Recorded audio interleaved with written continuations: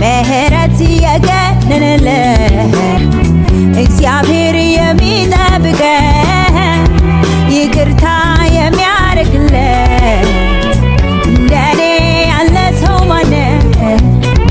አዲስ ነው ምሕረቱ ማለዳ ማለዳ ማለዳ ማለዳ ቁርሴ ነው ምሕረቱ ማለዳ ማለዳ ማለዳ ማለዳ ጠገብኩኝ ምሕረቱን ማለዳ ማለዳ ማለዳ ማለዳ ጠገብኩኝ ምሕረቱን ማለዳ